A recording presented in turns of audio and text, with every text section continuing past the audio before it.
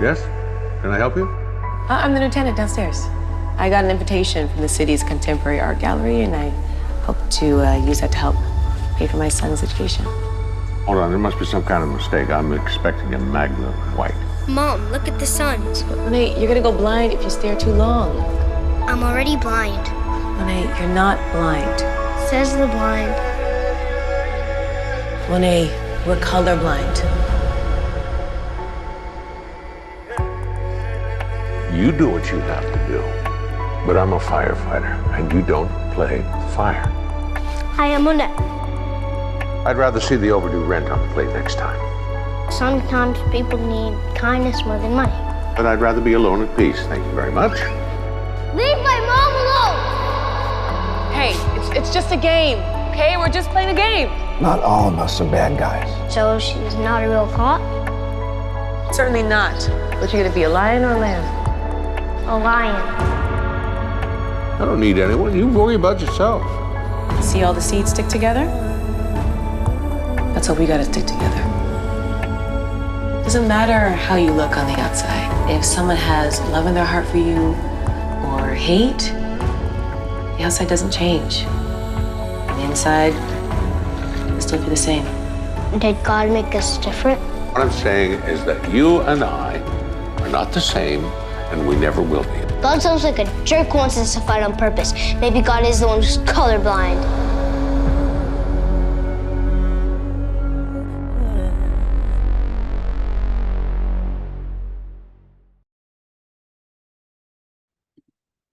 Good afternoon and welcome back to My Harlem Portraits, the show that aims at shedding a light on the fundamental contribution of African Americans to the building of this country and on Black excellence. As you have seen from the trailer, we are going to talk about a very important subject today. The movie is called Colorblind, Look Beyond the Colors.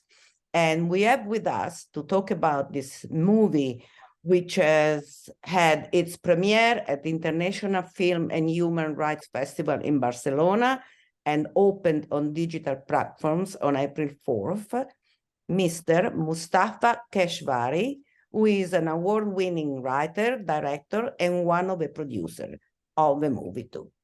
Welcome to My Harlem Portrait.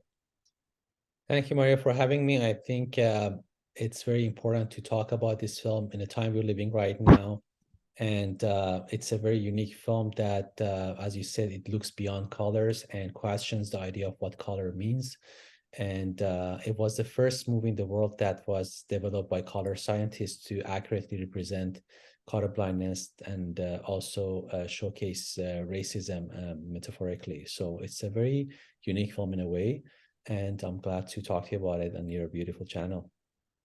And you know, I learned quite a few things from this movie because I was always convinced that colorblind means that you do not see certain colors the way other people see it.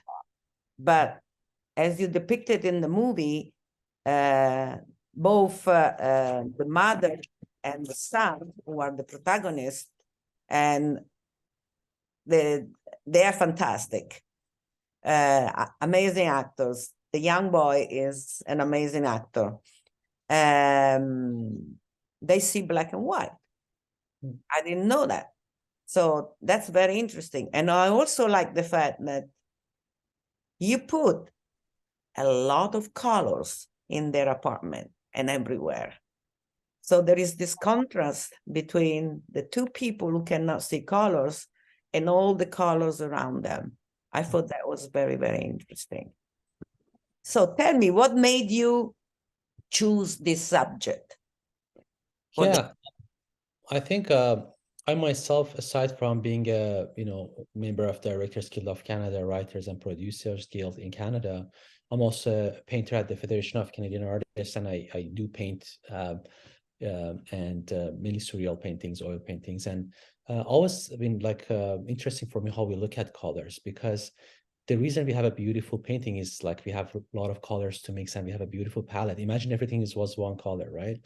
And when the George Floyd things happened, and I'm like, one of the things was that it triggers something in me that how someone's color can really determine their fate, you know, and this is something that is like, you know, like why, if you really question it.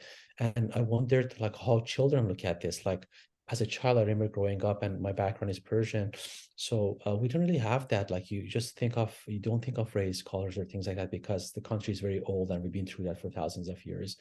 So when I immigrated here when I was a teenager, I realized that the racism is different here. And you know, because it's a new country, people come from different places, and everybody have their sense of identity, and it's easier to like just like label people and just live with that. And then I wondered, how would I show racism through eyes of children, like a child that is also Black but is colorblind?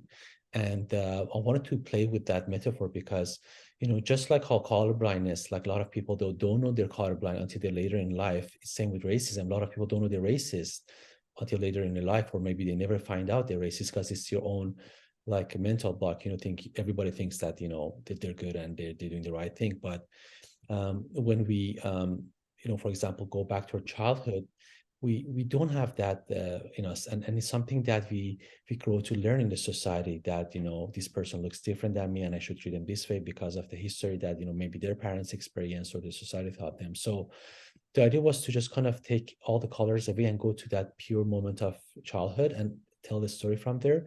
I made the characters colorblind because I thought that, you know, it could be a good metaphor for, you know, it's about how you live inside. You should be judged by the color of your soul, because it's so easy to judge someone by the color of their skin. But can we get to know them in a deeper level and know their soul? You know, that's a color that not many people get to see. We just don't spend time enough with each other to understand each other. And that's why I put the neighbors next to each other. So in a way, the firefighter racist guy is he's forced to babysit the kid when something happens. And through the understanding, when you put a grown up and a child together, their perspectives are so different, and then you just start to question things.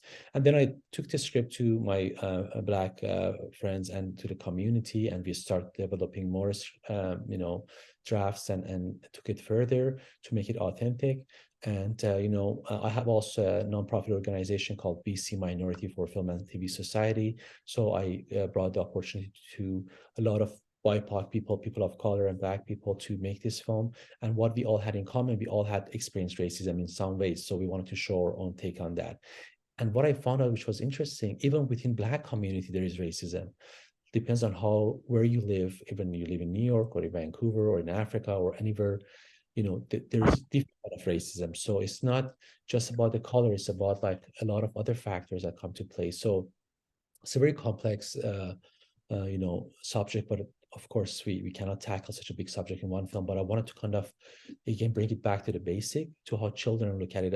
And if we all connect to each other from our inner child, there is no racism. If we see each other as just like children of this world, that we're here for a short time, we play, and then we're gone. And at the end, all of our colors become the same. We become ash. We become like this gray color when we are blend with earth. And from that perspective, we realize to question how stupid it is to even think about colors and judge each other for it. It's not to yet, you know, not think about say, don't see me for the colors, because a lot of people actually, because of their color, they have disadvantages and they've been through a lot. It's not to discount that and say, oh no, just see me for who I am. Of course, you have to acknowledge the things people go through because of their colors, but at the same time, we can't get stuck there. We have to move forward and say, you know what, I see what you went through, but now I want to see you for who you are. I want to connect with you from that, you know, inner child, you know, perspective. Yeah, sorry. That is a very, very, the only way, I think, to live and create a society in which we all get together, we try to get together, and especially in these times, especially in these moments in this country, in America, where all these happenings, all these terrible events, people being killed, racism ramping, it's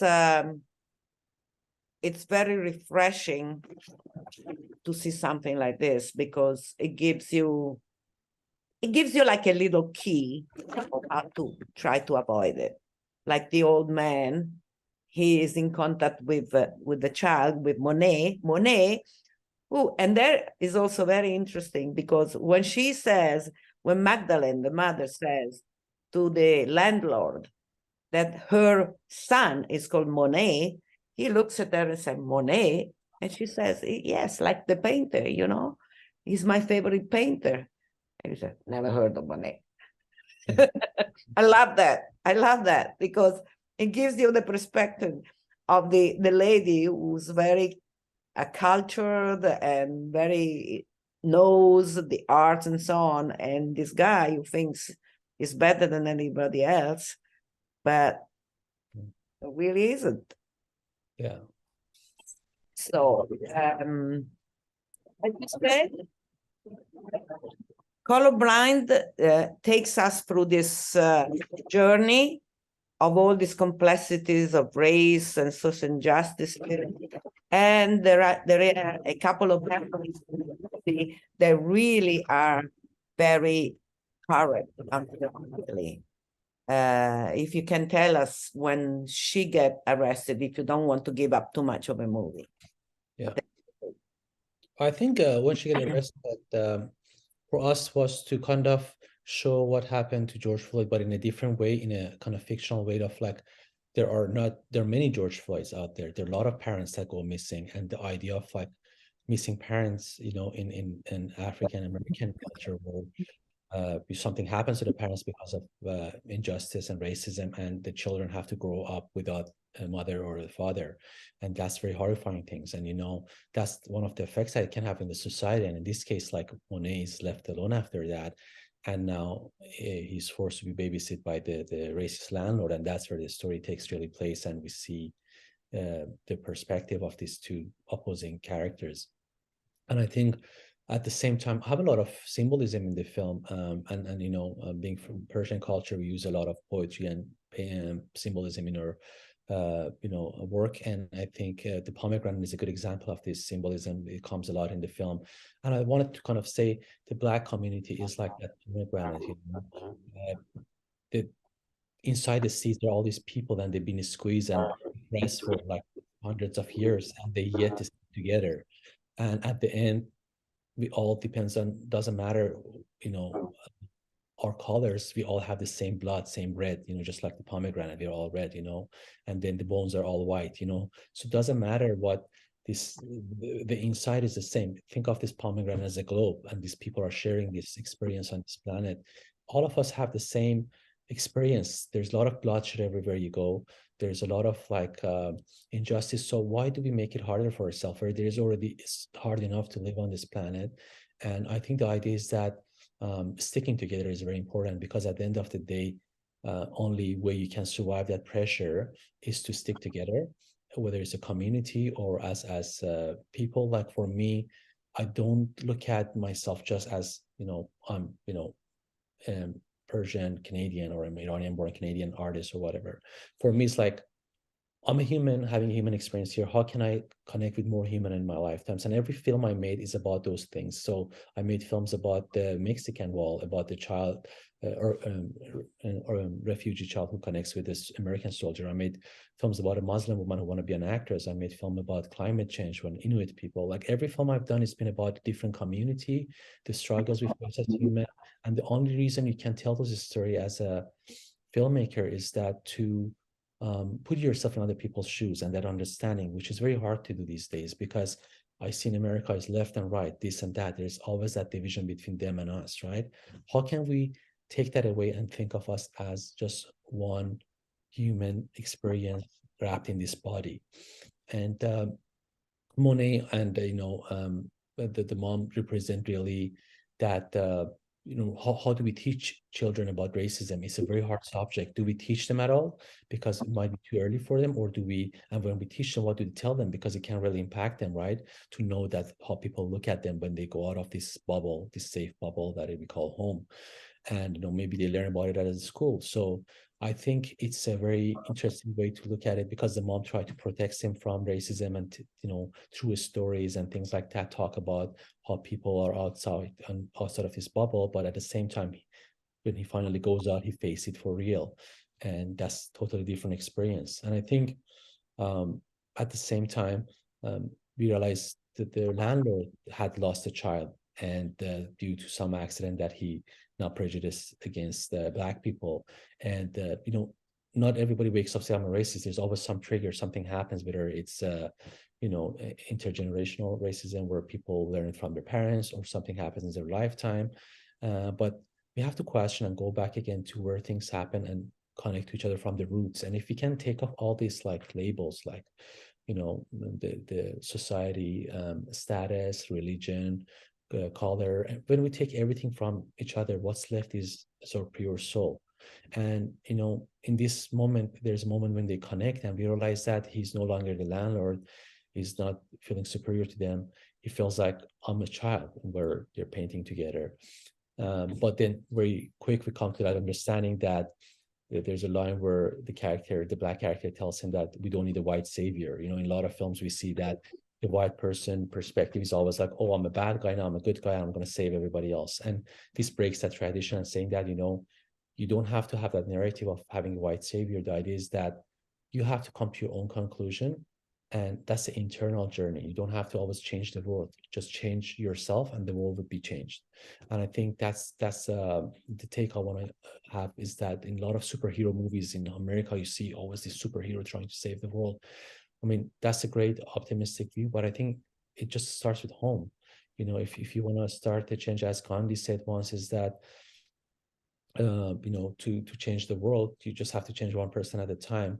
And I think it's true with this film. And in a society we live in, we start with one child at a time, and hopefully their new generation would be a much better generation.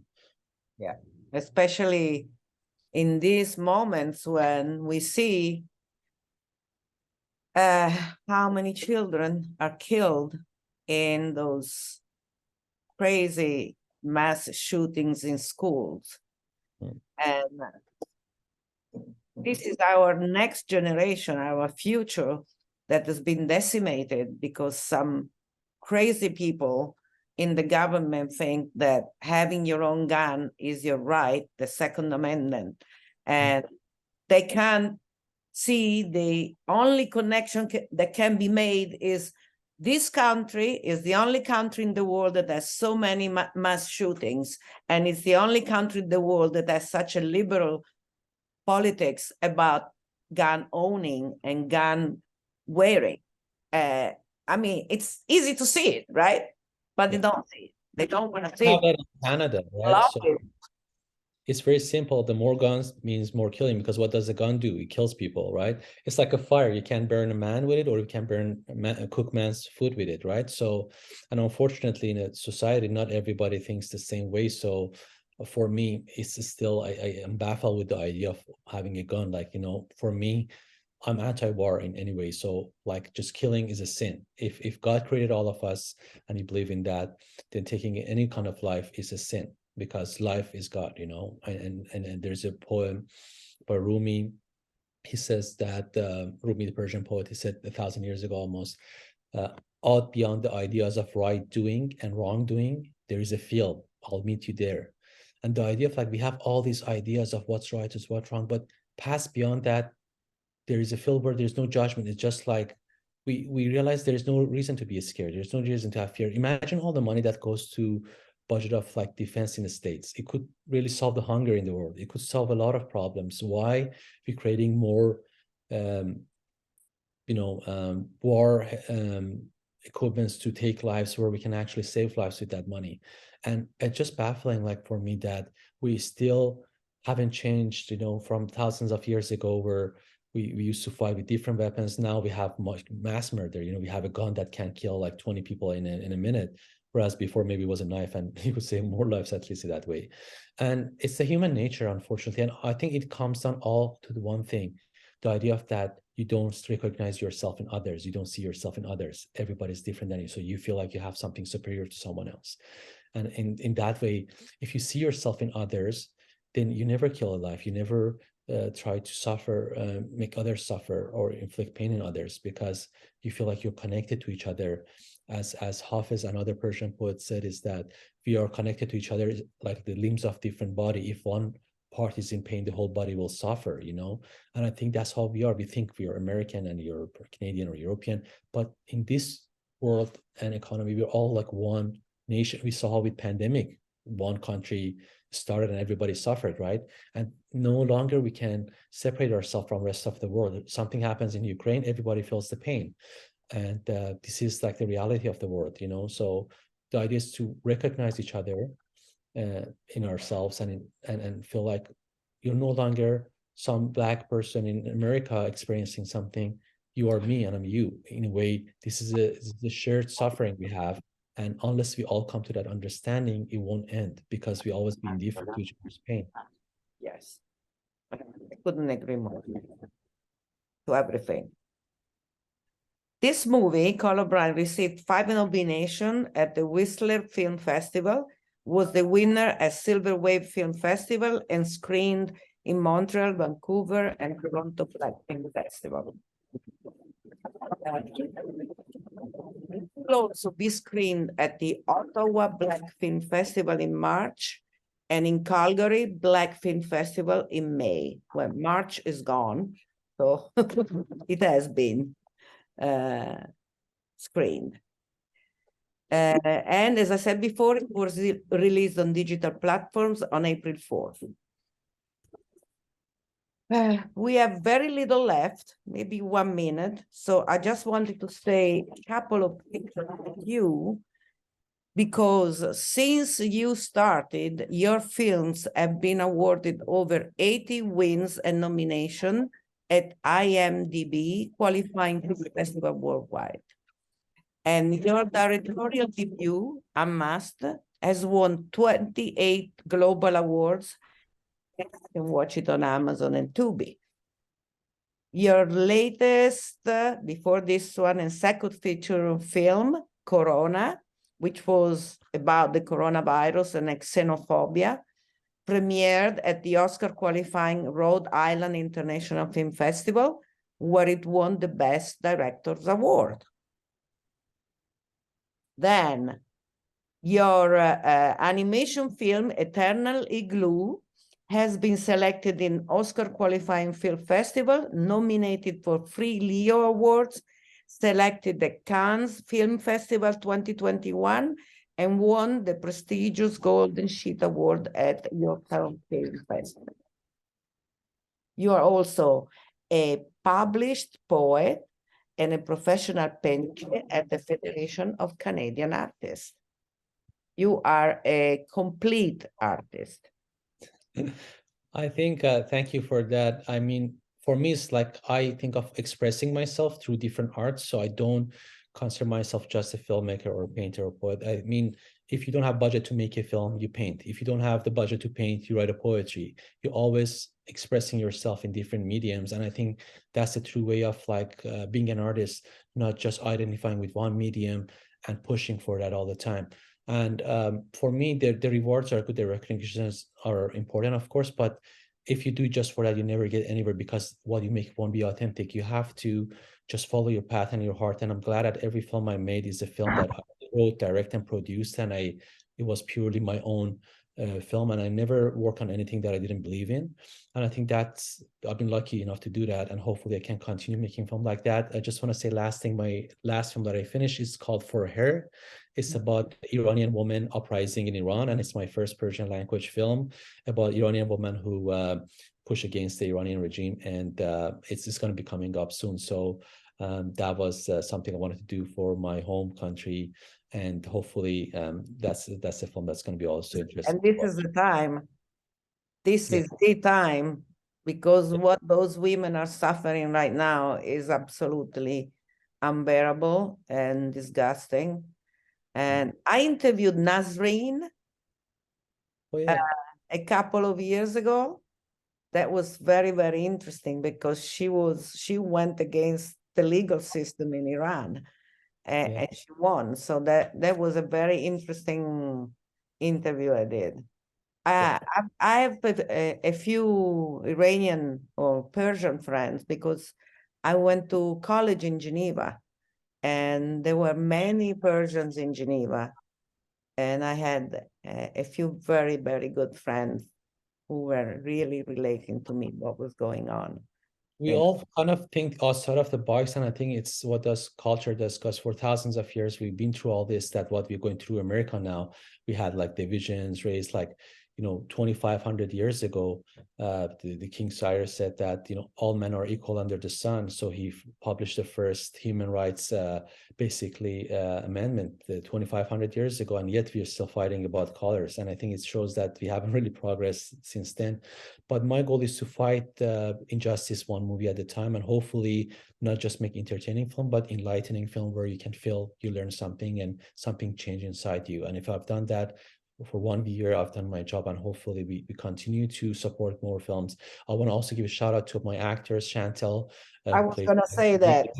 Trey, who played the boy Monet, and they, as Black artists, it was their first lead role, even though they've been in the industry for a while, and it shows the injustice that is in the film industry. It was their first opportunity to play a lead, and they really shine. And I think that shows that how much talent is out there that we haven't really tapped into. And hopefully, you're talking about the boy, both the boy and the mom. It was their first lead role in a feature film. Oh my God, they are amazing, both of them. Yeah, and same goes for all the other Black artists who were there. Chantel really?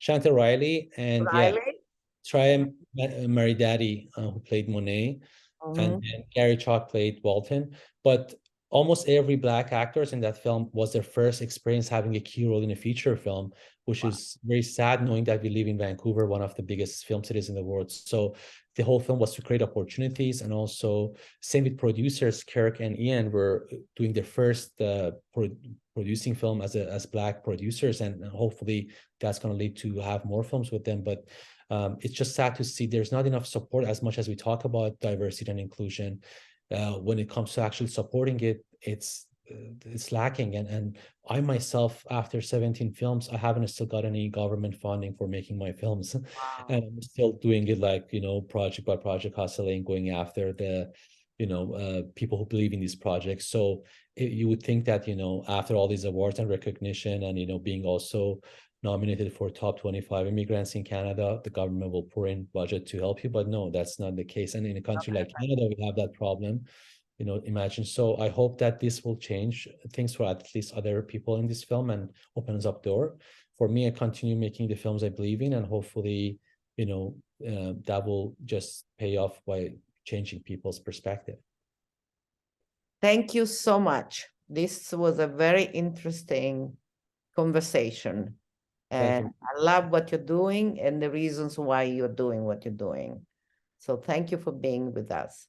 Thank you for your time, and I look forward to following your Holland news and everything great happening in your city. And thank you for giving us opportunity to share a message. Absolutely. Thank you. And thank you to our viewers. See you next time, 12:30. Bye-bye.